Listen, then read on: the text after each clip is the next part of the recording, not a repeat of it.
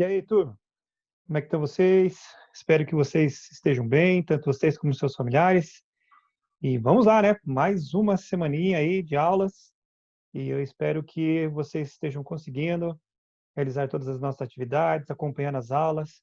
Já foi muito bom rever vocês aí através da sala virtual.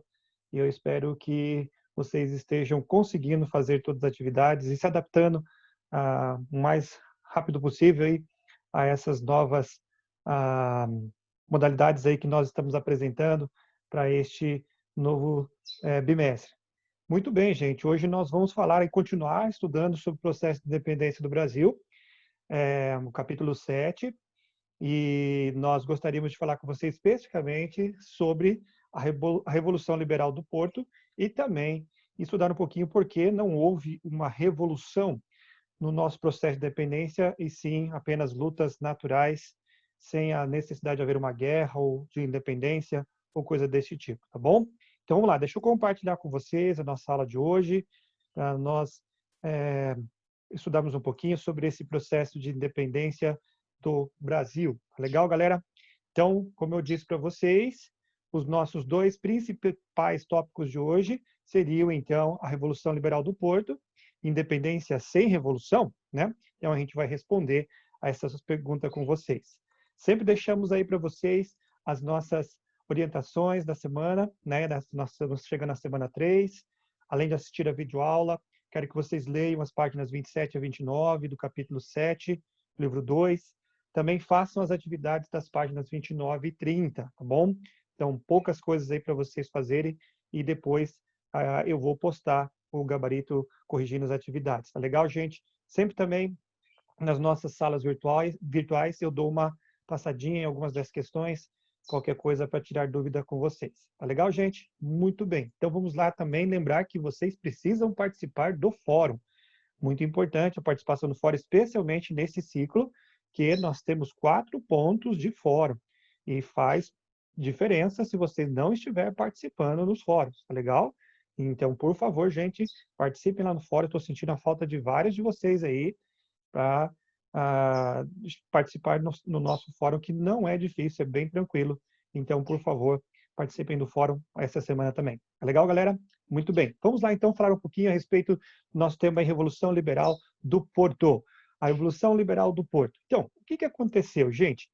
No contexto aqui histórico, lembrando, então, que nós estudamos na aula passada, foi a elevação do Brasil a Reino Unido, de Portugal e Algarves. Isso vai agravar ainda mais a insatisfação dos portugueses, que viram, né, duas coisas acontecendo. O seu rei, né, agora governando de outras terras, no caso, nosso país, e também a colônia mais lucrativa deles, que era o Brasil, fugindo do seu controle, né? Então, pela elevação, pela abertura dos portos às nações amigas e também pela própria elevação do Brasil a Reino Unido, de Portugal e Algarves, o Brasil não estava mais preso ao pacto colonial. E agora, né, realmente a autonomia política estava cada vez mais próxima das terras brasileiras. E os comerciantes portugueses começaram a se preocupar, especialmente os representantes do comércio marítimo da cidade de Porto. A cidade do Porto, até hoje, é uma cidade, segundo dizem, mais rica ainda e até mais desenvolvida do que a própria capital de Portugal, Lisboa. É uma cidade onde realmente é voltada para o mar e as principais atividades estão voltadas ao comércio marítimo.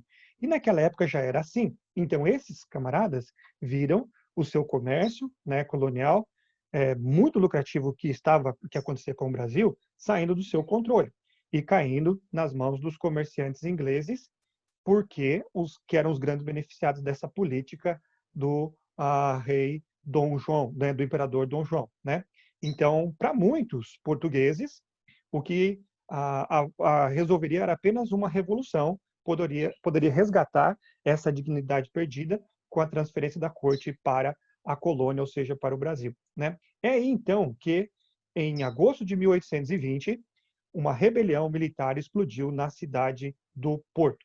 O movimento vai receber amplo apoio da nobreza, da Igreja Católica e até mesmo de setores mais pobres, mais populares, né, da população de uma forma geral, né?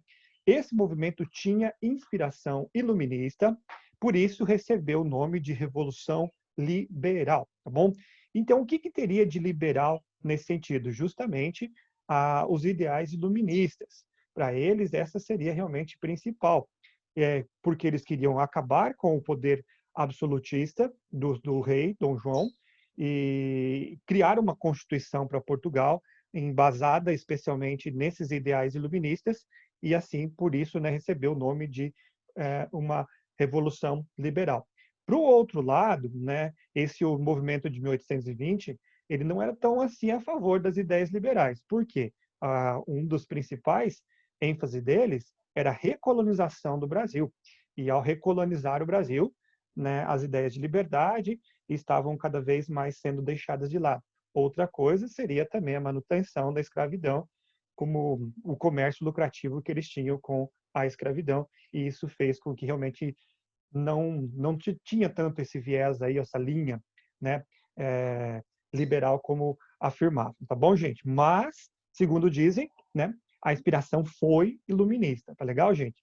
Muito bem. O que, que eles exigiam? O que, que esses caras estavam querendo aí nessa Revolução Liberal do Porto? Eles queriam o fim do governo britânico em Portugal, primeira coisa.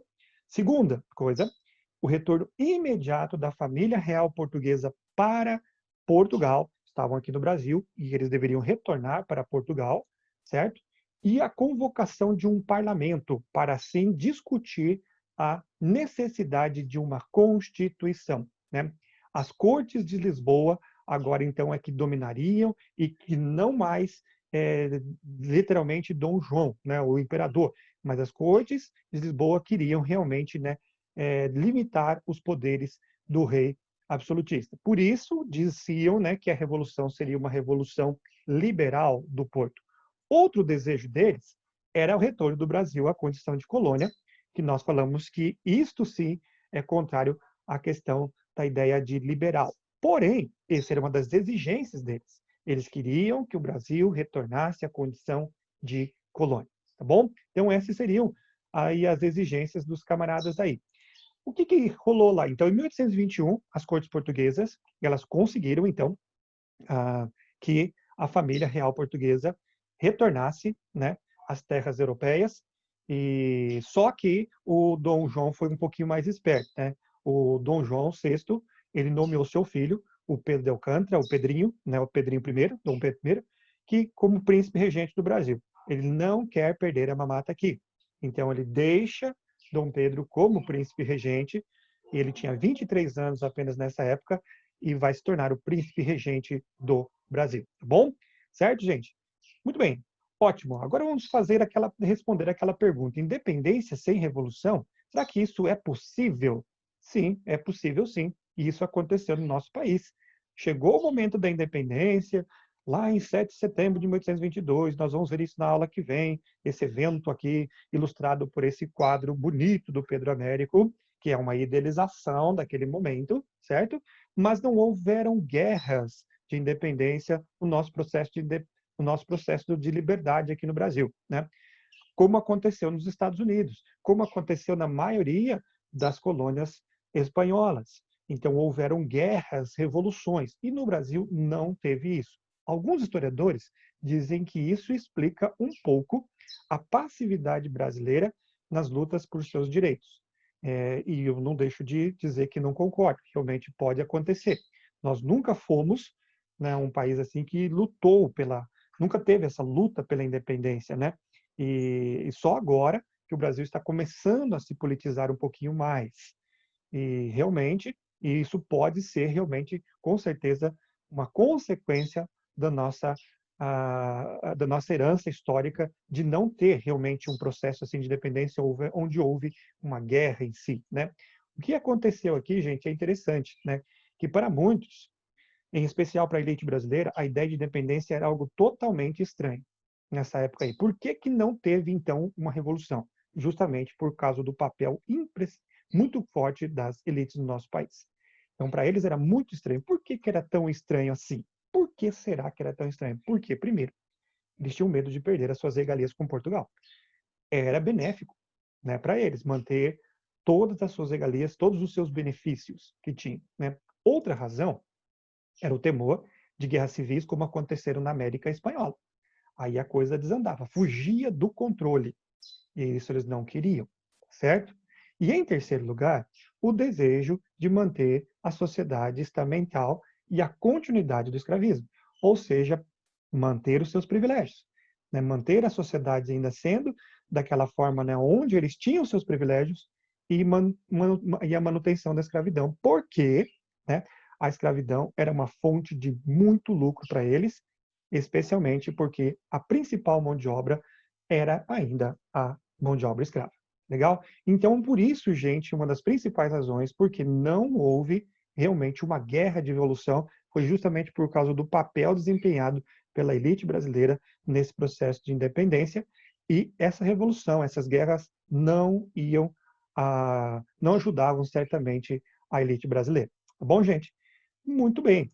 Estamos aí, gente. Essa é a nossa aula. As nossas fontes bibliográficas estão aparecendo para vocês aí. Eu espero que vocês consigam compreender, e qualquer coisa, por favor, entre em contato comigo, tá bom, gente? Boa semana de estudos aí.